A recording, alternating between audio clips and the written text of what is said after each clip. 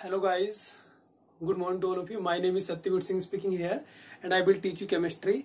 In chemistry, in last videos we have studied about the some order reaction equation. Okay, तो हम इस chapter के बारे में पढ़ रहे थे रासायनिक बलगति के बारे में। और रासायनिक बलगति के बारे में हमने क्या पढ़ा है, हमने कुछ इक्वेशन के जो वेग स्थिरांक के सूत्र होते हैं वो ज्ञात करने सीखे हैं, वेग स्थिरांक के सूत्र। ठीक है, तो हम जो स्पेशली बात कर रहे हैं बच्चों, वो प्रथम वो अभिक्रिया कोटि के ऊपर बात कर रहे हैं। अभिक्रिया की कोटि या फिर अभिक्रिया की आणविकता।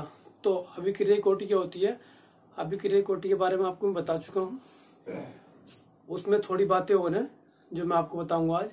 ठीक है, कुछ आज मैं बेसिकली आपको सवाल कराऊंगा। ठीक है, प्रथम कोटि से रिलेटेड, और जो कुछ तुम्हारे नोट्स में कुछ इम्पोर्टेंट क्वेश्चन है उनके बारे में बताऊंगा, सो दैट आप दूसरे सवाल कर लो। ठीक है, तो पहले मैं बता दूंगा, फिर आपको जो मैंने सेंड किए थे वो आप सोल्व कर लेना। Okay, so let's get started now. So first question क्या है, देखो मैं अपनी तरफ से एक क्वेश्चन बनाता हूँ। ठीक है, देखो ध्यान दो। और मैं जो क्वेश्चन कराऊंगा आपको वो प्रथम कोटि कहीं मतलब कराऊंगा। चलो एक काम करता हूँ, पहले शून्य कोटि का कराता हूँ एक सवाल। ठीक है, शून्य कोटि का देखो, तो शून्य कोटि का अभिक्रिया का सवाल क्या है, शून्य कोटि का अभिक्रिया सवाल, शून्य कोटि की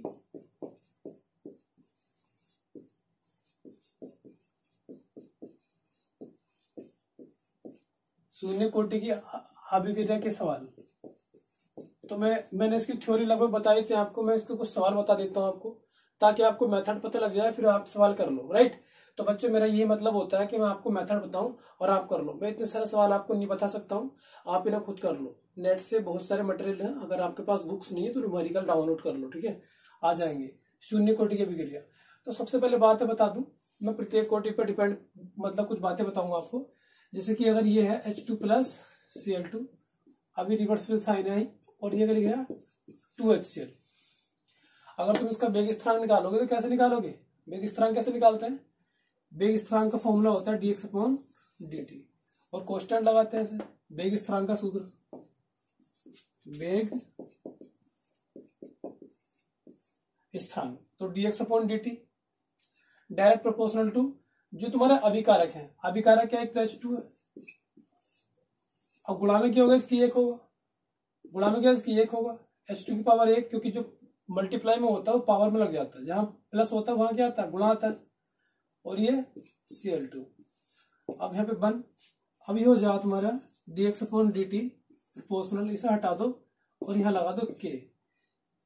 ठीक है, तो ये फॉर्मूला आगे देखो हमारे से, तो ये क्या हो जाएगा, H2 की पावर 1 और इंटू Cl2 की पावर 1। ये हो गया तुम्हारा अभिकारक दोनों, और जो इनकी सांद्रता पर घाते हैं ये एक ये, तो यहाँ पे क्या देखो, मतलब कोटि क्या होगी, कोटि इसकी 1 + 1 2, जो कि बिल्कुल गलत है। ठीक है, ये आप सोच रहे होंगे कि जितनी घाते होती है उनको जोड़, बस थोड़ा यहाँ पे एक्सेप्शन है। ये एक्सेप्शन मतलब ये अपवाद है, क्योंकि जो कोटि होती है वो क्या होती है, प्रयोग द्वारा पता लगती है बच्चों। किसके द्वारा, प्रयोग द्वारा। हमें कुछ कोटि के बारे में बता सकते हैं, लेकिन कुछ कोटि को हम प्रयोग द्वारा बताते हैं। ठीक है, तो अपवादित है ये। ठीक है, इसकी कोटि दो नहीं होती है। इस अभिक्रिया को मतलब कोटि क्या होती है, इधर बता देता हूं। इसकी रियल में क्या होती है, देखो रियली, तो रियली कोटि ऐसे निकालते हैं इसकी, कहते हैं कि जो अभिक्रिया का वेग है, अभिक्रिया का वेग वो अभिकारकों की सांद्रता पर निर्भर नहीं करता। अभिकारकों की सांद्रता पर निर्भर नहीं करता। जब निर्भर नहीं करेगा तो क्या हो जाएगा, ध्यान रखना, अभिक्रिया का वेग जो है ये मतलब हाइड्रोजन की सांद्रता, या H2 क्या होता है, हाइड्रोजन की सांद्रता पर निर्भर नहीं करेगा। और ये वेग जो है ये क्लोरीन की सांद्रता पर भी निर्भर नहीं करेगा। जब निर्भर नहीं करेगा तो यहां लिख दूंगा बच्चों मैं कि जब निर्भर नहीं करता है तो ये अभिक्रिया वेग हाइड्रोजन की सांद्रता पर निर्भर नहीं करेगा। जब निर्भर नहीं करता, जीरो कर दिया, ये 2-3 एग्जाम्पल है, आप इसको याद कर लीजिए, ठीक है, अच्छा रहेगा। इसके बाद में क्या, ऐसे क्या है, जो अभिक्रिया का वेग है इसे याद कर लो। अभिक्रिया का वेग क्या होता है, dx अपॉन dt, ठीक है। ये क्या है, इसकी सांद्रता में परिवर्तन की दर है ये।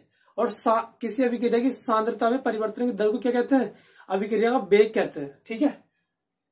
तो ये 0। अब देखो, जब ये अभिक्रिया का वेग, हाइड्रोजन की सांद्रता, ये जो बड़े ब्रैकेट है सांद्रता का निशान है, सांद्रता, हाइड्रोजन की सांद्रता और क्लोरीन की सांद्रता, ये आपको थ्योरी में लिखना है, मैं ऐसे बता रहा हूं आपको। तो ये क्या, जब इस पर निर्भर नहीं करता तो पावर क्या हो जाएगी इनकी, 0-0। अब तुम कह रहे हो 0 कैसे हो जाएंगे, बेटा ये प्रयोग द्वारा बता रखा है, 2-3 इक्वेशन है आपको ये जो अपवाद वाली है, ठीक है। तो 0 प्लस 0 इक्वल टू कितना आ गया, 0 कोटि होती है इसकी। ऐसी दूसरी रिएक्शन होती है H2 प्लस I2 और रिवर्सिबल ऑफ साइन कितना 2HI। तो यहाँ भी ऐसी होता है कि जो इसका तुम वेग स्थिरांक निकालोगे तो इसका वेग स्थिरांक क्या होगा, dx अपॉन dt बराबर के H2 की सांद्रता की पावर कितनी 1, क्योंकि इससे गुणा में तो 1 होगा, जो गुणा में होता है पावर बन जाता है, जहां प्लस आता है वहां लगा देते हैं गुणा, केवल अभिकारक लेने हैं, ठीक है। फिर ये कितना, आयोडीन की पावर कितनी है 1, लेकिन यहाँ लिखेंगे जो ये अभिक्रिया का वेग है वो हाइड्रोजन की सांद्रता निर्भर नहीं करेगा, और ना ही ये जो ये आयोडीन है इस पर निर्भर नहीं करेगा। जब नहीं करेगा तो इसको एक बार और लिख देते हैं, कैसे, के H2 की पावर कितनी, सांद्रता की पावर 0 और I2 की सांद्रता की पावर 0। अब 0 प्लस 0 कितना हो गया 0, तो इसकी वो क्या होगी कोटि 0, ठीक है। तो ये इनका एग्जाम्पल है, लेकिन ये तो तुम्हारे ऐसे एग्जाम्पल है, आप इनको चेक कर लीजिए, ठीक है, नोट से मिल जाएंगे आपको। अब इसके बाद में एक सवाल कराता हूं आपको शून्य कोटि के अभिक्रिया का डिपेंड, ठीक है। तो जो शून्य कोटि के अभिक्रिया के ऊपर डिपेंड क्वेश्चन है, मैंने आपको बताया था कि के का जो फॉर्मूला बताते हैं, ठीक है, के का। ओके बच्चे, एक सेकंड रुको। ओके बच्चों, जैसे कि एक हमें पता है शून्य कोटि के अभिक्रिया के लिए, जो शून्य कोटि की अभिक्रिया थी उसके लिए के का फॉर्मूला क्या होता है, के बराबर x अपॉन टी होता है। और जबकि के क्या होता है, के था ये, बच्चों ने याद कर लीजिए आप, के क्या था वेग स्थिरांक, और x क्या था, जितनी मात्रा क्या हुई थी, विघटित हुई थी, विघटित हुई मात्रा बताएंगे। और ये क्या, ये टी समय है।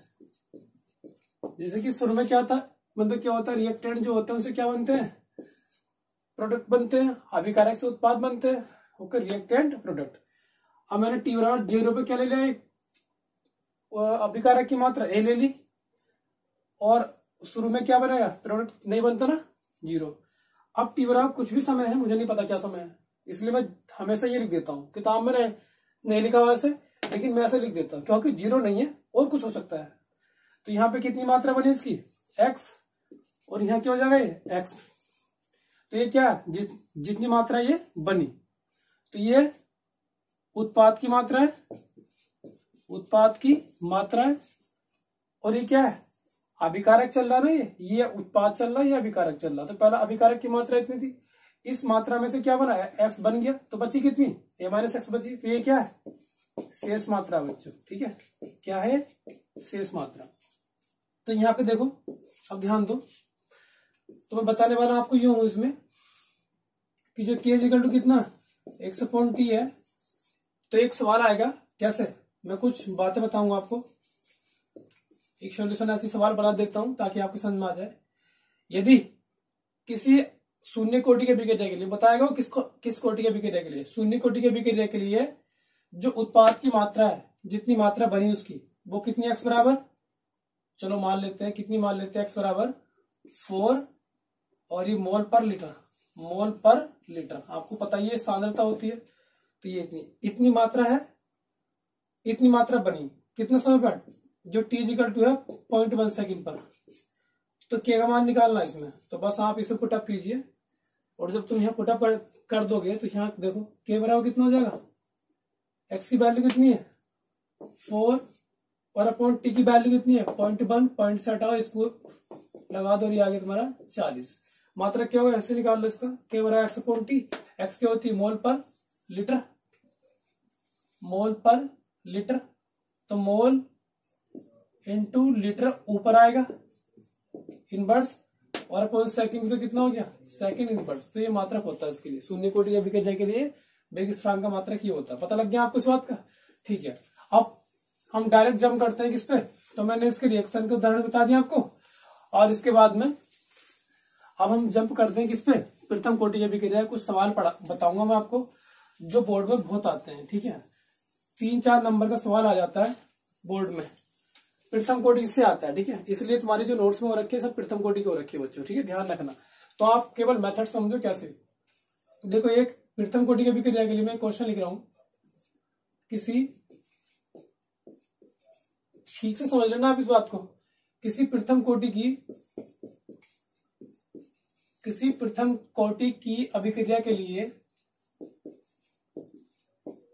किसी प्रथम कोटि की अभिक्रिया को 90% पूरा होने के लिए 90% पूरा होने के लिए 90% पूरा होने के लिए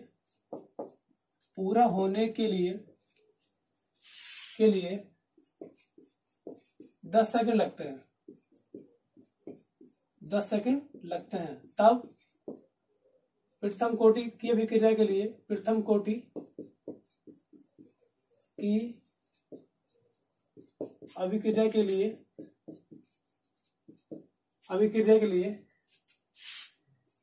वेग स्थिरांक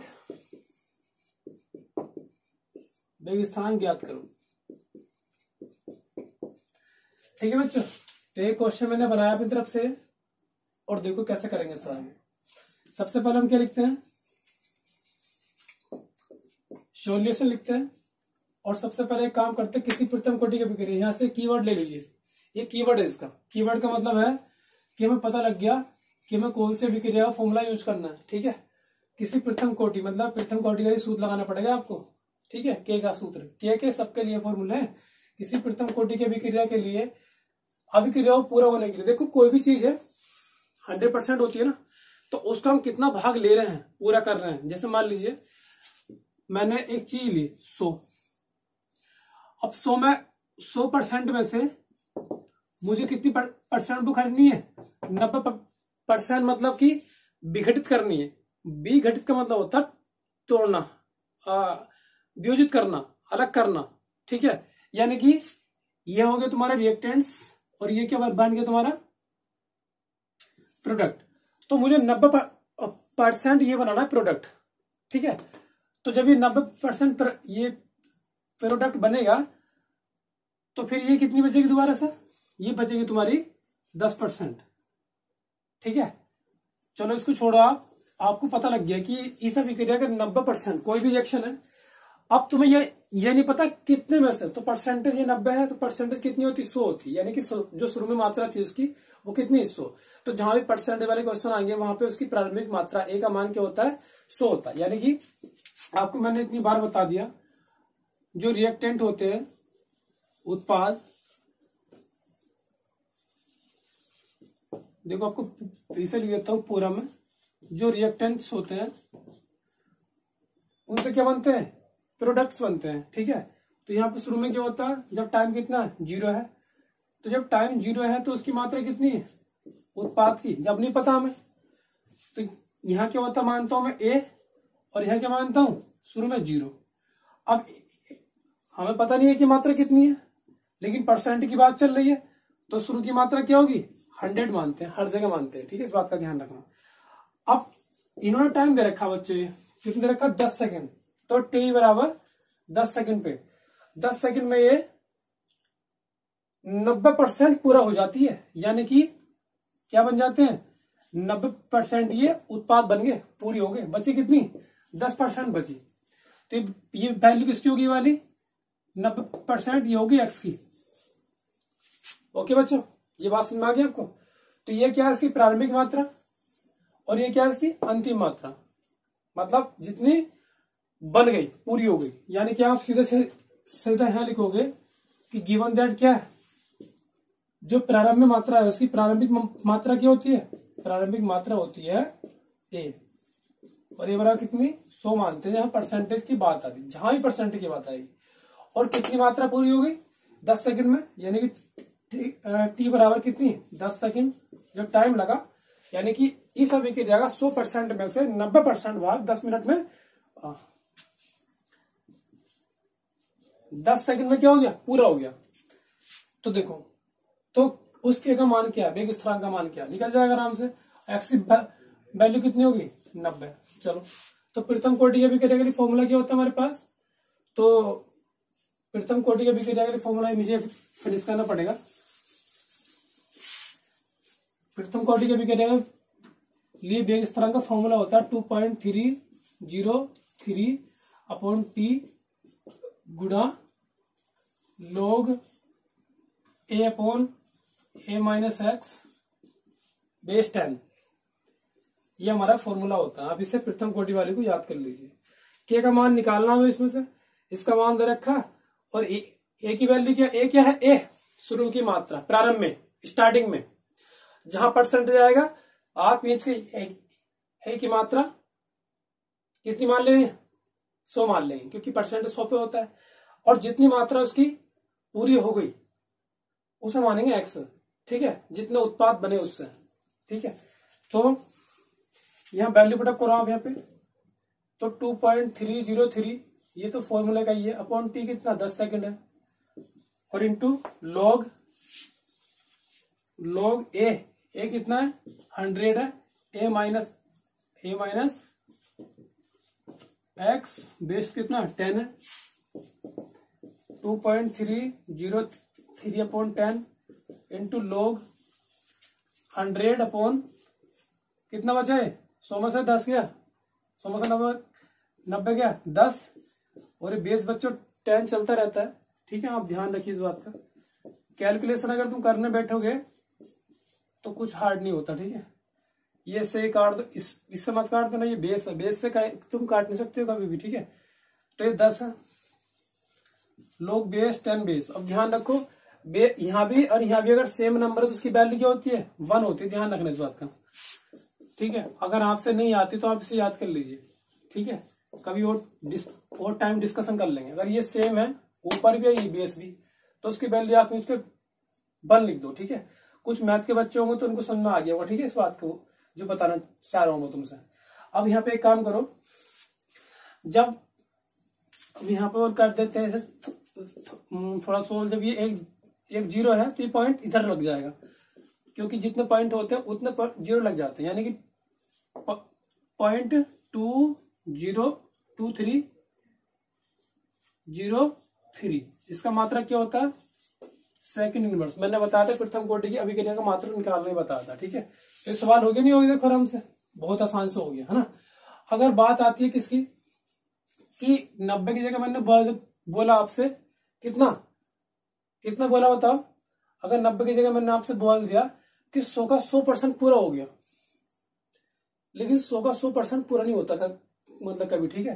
तो एक काम करते हैं, इसको मान लेता हूं मैं कि 60% भाग क्या हो गया पूरा हो गया बच्चों। 60% पूरा होने में 10 सेकंड लग, चलो ये टाइम वही रहने दो। तो अब की बार में क्या होगा, अब की बार में क्या रिएक्टेंट की मात्रा कितनी थी, पहले ए थी, ए की मात्रा कितनी 100% मानेंगे, और जो बनते प्रोडक्ट वो क्या 0 है, लेकिन क्या ये 0 पर था। अब टी का टू कितना हो गया 10 सेकंड हो गया। एक तो ये कितना बना प्रोडक्ट, ये बना 60%, तो यहाँ कितना बचा 40%। 100 में से 60 बन गया तो 40 तो बचा। तो ये किसकी वैल्यू होगी एक्स की हो गई, ये किसकी होगी ए की। बस यही तो पता लगा मतलब करना है इसमें। और फॉर्मूला का हमारे पास फॉर्मूला ये है, देखो ये नीचे लिख रहा। तो यहाँ पे कितना ए की मात्रा 100 मानेंगे, चलो ये बात सही है। ये टाइम कितना ये भी सही है। अब यहाँ पे जो एक्स की वैल्यू कितनी हो रही है 60% पूरी हो रही है।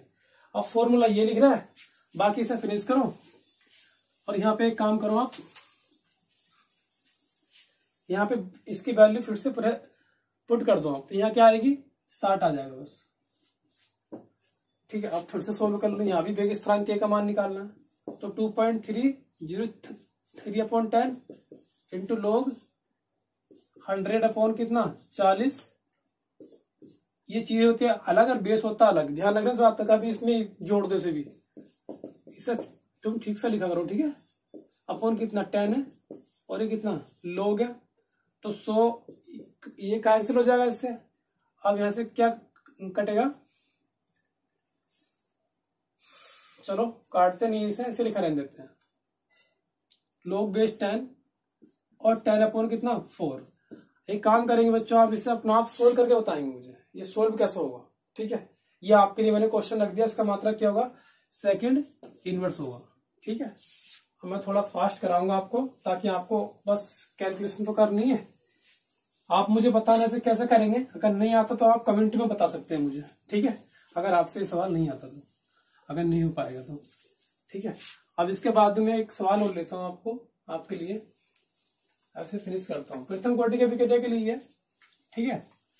अब देखो एक सवाल बोल रहे हैं अपनी तरफ से,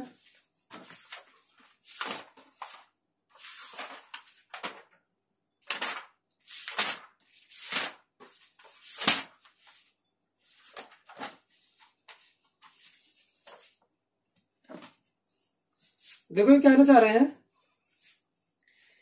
कि किसी अभिक्रिया का 3/4 आयु काल, अर्धायु नहीं बोलेंगे यहाँ पे, क्योंकि ये 3/4 पे अर्धायु नहीं होता। कितने पे होता है, 1/2 हाफ पे होता है, हाफ पे। और हाफ का मतलब क्या होता है, 1 का आधा। ये 3/4 है, ये आधा नहीं है, ठीक है। तो ये क्या है, ये 3/4 आयु काल, क्या है 3/4 आयु काल, 3/4 आयु काल। तो जो 3/4 आयु काल है, वो कह रहे हैं कि अर्धायु काल का दुगना होता है। क्या होता है, अर्धायु काल का दुगना होता है। यानी कि अर्धायु काल क्या होती है, अर्धायु काल होता है टी हाफ।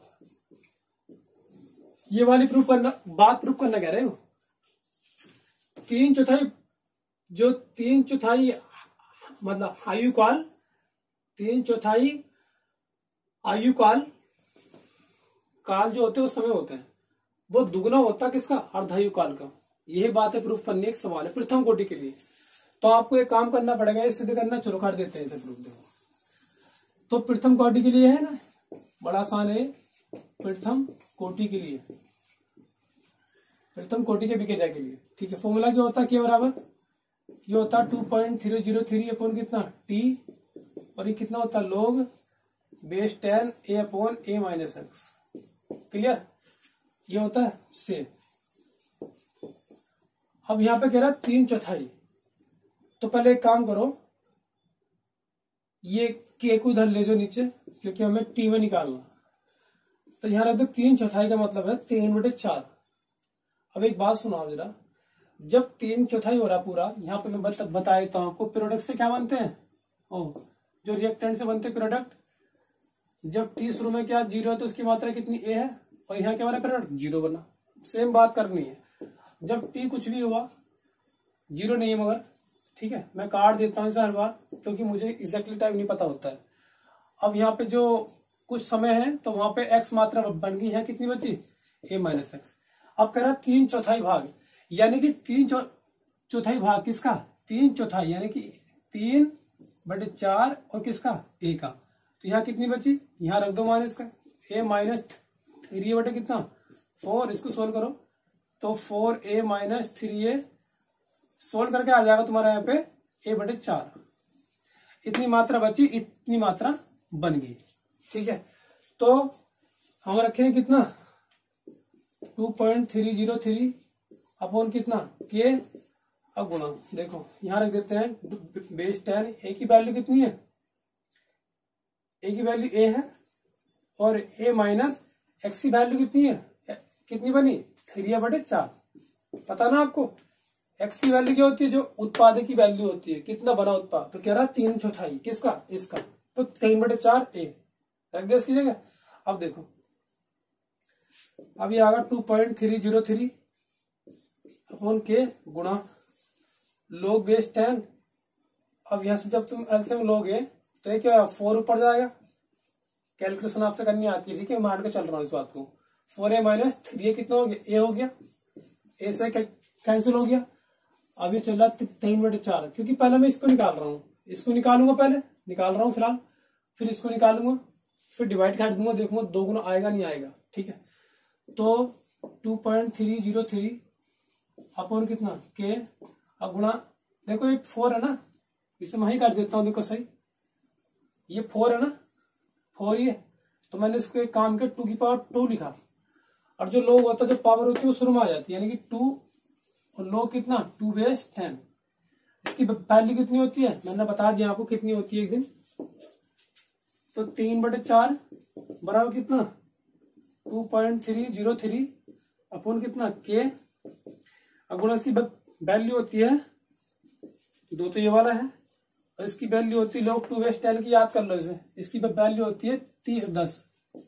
ओके, 3010 होती है। ठीक है, तो एक तो आगे मान ही वाला निकल के। ठीक है, अब इसके बाद में एक काम कर रहा हूं, मैं इसे फिनिश कर रहा हूं फिर से तुरंत।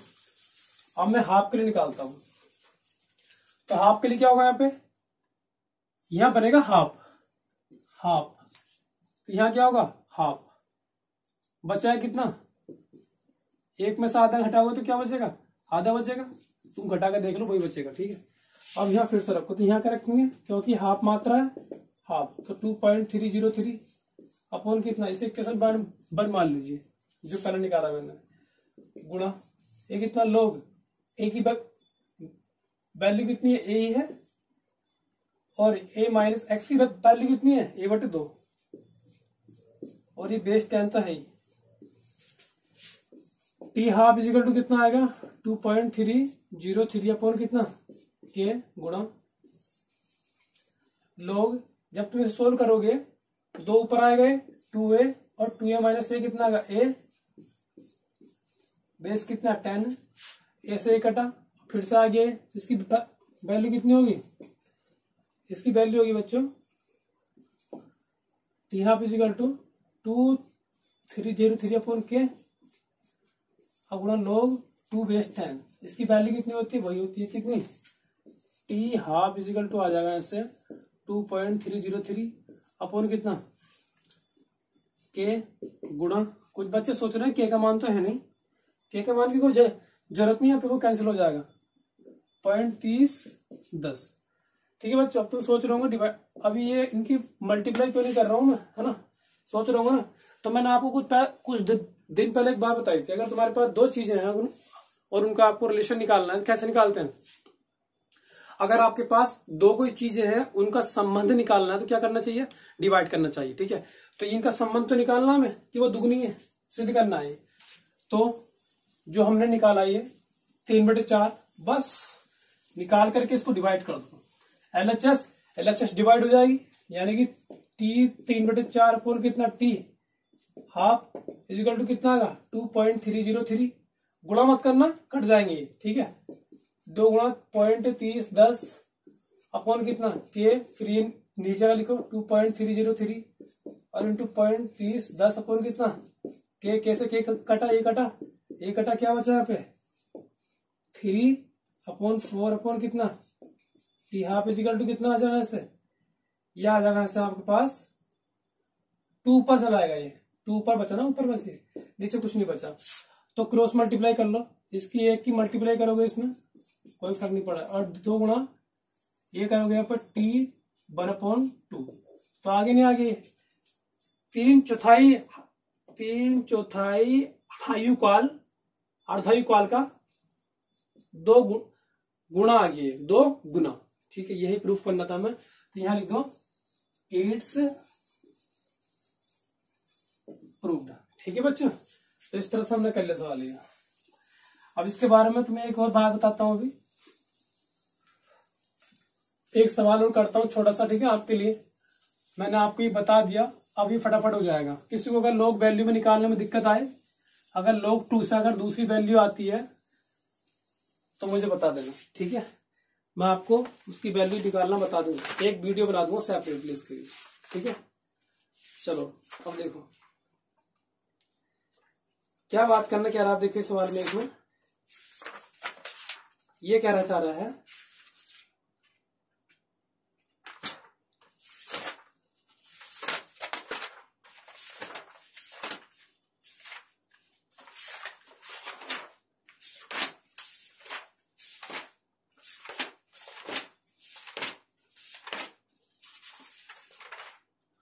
देखो एक सवाल दे रखा है इसने ऐसा है, एक अभिक्रिया ए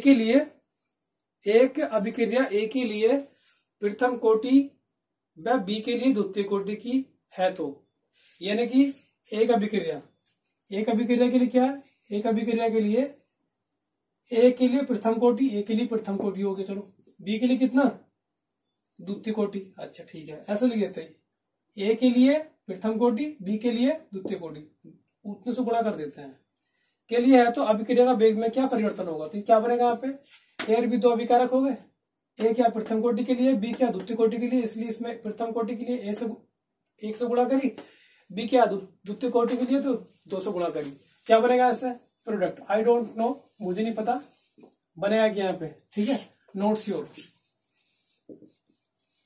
बट जो ही बनेगा कुछ तो बनेगा। अब यहां से इसका वेग समीकरण निकालो, तो वेग समीकरण निकालो तो उससे आता है वेग समीकरण, कैसे निकालते हैं, dx अपॉन dt प्रोपोर्शनल ए है, पावर कितनी होगी इसकी, 1 होगी, क्योंकि जो गुणा में होता है वही तो पावर होता है, और जो प्लस होता है उसका बन जाता है गुणा, और ये b की पावर कितनी हो जाएगी यहाँ पे 2। अब यहाँ पे एक काम करेंगे, dx अपॉन dt बराबर के कांस्टेंट लगाएंगे, a की पावर कितनी 1 और b की पावर कितनी 2, ठीक है। अब कहना चाह रहा है, यदि एक ए व बी, ये हमने वेग स्थिरांक का मान निकाल लिया, अब केस लगा दो, केस नंबर 1 है, यदि ए व बी की सांद्रता को दुगुना कर दिया जाए, यानी कि ए की जगह कितना रख दो, ए की जगह 2a और बी की जगह कितना 2a, कह रहा है ए और बी की सांद्रता को अगर दुगुना कर दिया, ए की और बी की सांद्रता को दोनों को दुगुना कर दिया, तो क्या फर्क पड़ेगा वेग स्थिरांक पे, वो वेग समीकरण पे। अब देखो क्या फर्क पड़ेगा, देखते हैं, बराबर के ए की जगह रखो 2a की पावर कितनी 1, बी की जगह रखो 2b, वो कितना आएगा 2। अब सोल्व करो, देखो यहाँ पे, तो सोल्व करें क्या आ जाएगा, dx अपॉन dt बराबर के, इसे लिख देंगे हम 2 और ए की पावर फिर से इसे बाहर निकाल दो जो भी नंबर है। अब यहाँ जब स्क्वायर है तो 2 का स्क्वायर क्या होगा 4 होगा, 20 बी, तो फिर से 2 बाहर निकालो 4, और बी की पावर कितनी है 2। अब यहां से कितना हो जाएगा, ये dx अपॉन dt बराबर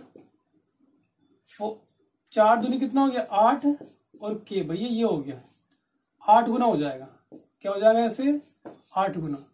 यदि वेग समीकरण है वो क्या हो जाएगा, वो यदि ए की और बी की सांद्रता अगर दुगनी कर दी जाए, ए की जगह भी 2 से गुणा और बी से भी 2 से गुणा, और फिर इसमें रख दिया जाए, तो इसमें जो नंबर आएंगे वो क्या हो जाएगा, वो कितना बन जाएगा 8 बन जाएगा, जो आपको चाहिए था। तो क्या हो गया, वेग स्थिरांक 8 गुना हो जाएगा, वो सॉरी वेग समीकरण क्या हो जाएगा 8 गुना हो जाएगा, ठीक है, सांद्रता परिवर्तन की दर 8 गुना हो जाएगी, ठीक है। अब एक शर्त और लगा रहा है, दूसरा केस क्या है, कुछ भी कह सकता है, दूसरा केस ये है, केस सेकंड, बी की सांद्रता को आधा कर दिया जाए, यानी कि ए की सांद्रता में कोई परिवर्तन नहीं कर रहा, ए को तो लिख दिया ना ए, कोई फर्क नहीं पड़ रहा है ए पे, और बी की सांद्रता कर दे रहा है आधी, यानी कि 1/2 और बी हाफ से मल्टीप्लाई कर दिया, आधी कर दिया उसको। अब फिर से इसमें रख दो, चलो रख कर देखते हैं क्या आता है। तो dx अपॉन dt ये रहा,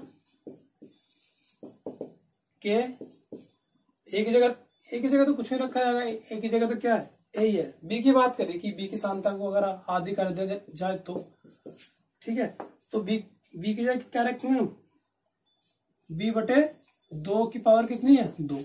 अब देखो समझते देखते रहना इसे, के ए की पावर कितनी है 1 है, और ये कितना जाएगा b², और जब ये खलेगा तो कितना आएगा 1/4, तो ये 1/4 गुना हो जाएगी, ठीक है 1/4 गुना प्रारंभ से। तो इस तरह से सवाल है, ठीक है बच्चों। अब देखो आगे एक सवाल दे रखा है इन्होंने, और एक वेग स्थिरांक दे रखा है, सॉरी वेग का फॉर्मूला दे रखा है dx अपॉन dt बराबर के, ए की पावर कितनी दे रखी है इन्होंने 3/2 और बी की सांद्रता कितनी रखी है, बी की सांद्रता की पावर -1/2। तो इसकी कोटि पूछ रहा हो। तो मैंने बताया था कोटि क्या होती है, किसी अभिक्रिया का वेग समीकरण में, वेग समीकरण हो गया, अभिकार कोई घात का योग, अभिकार एक तो हो गया ए और एक क्या हो गया बी, घात कितनी है इनकी, उनको दोनों को जोड़ दो, तो 3/2 प्लस अभी माइनस का, तो पहले से ब्रैकेट में लिखवाएं सर, ठीक है। अभी जुड़े तो हैं लेकिन ये माइनस हो जाएगा क्योंकि ये माइनस का था ना, इसलिए ये 3/2 प्लस माइनस माइनस होता है। अब यहाँ 2 क्या आ गया, एलसीएम आ गया, तो 3 माइनस कितना हो गया 1, और ये कितना आ गया 2/2, ये आ गया 1, तो कोटि कितनी आ गई 1, और जब कोटि 1 आ गई तो क्या होगी, प्रथम कोटि की अभिक्रिया का मात्रक, वो प्रथम कोटि की अभिक्रिया और उसका मात्रक होता है सेकंड इनवर्स। निकाल के देख लीजिए आप, ठीक है, जो निकाला था मैंने पहले, तो आपको ये बात पता लग गई होगी, ठीक है। अच्छा, तो मैंने काफी सारे सवाल आपको बता दिए और आप होप में मुझे करोगे, क्योंकि मैंने कल आपके पास सेंड किया था, आपने एक सवाल भी नहीं किया, बहुत गलत बात है, ठीक है। किसी बच्चे ने एक सवाल नहीं किया और ये बहुत गलत बात है, ठीक है। कोई तो कर सकता है इन सवालों को, इतने डिफिकल्ट सवाल तो है नहीं मेरे हिसाब से, ठीक है।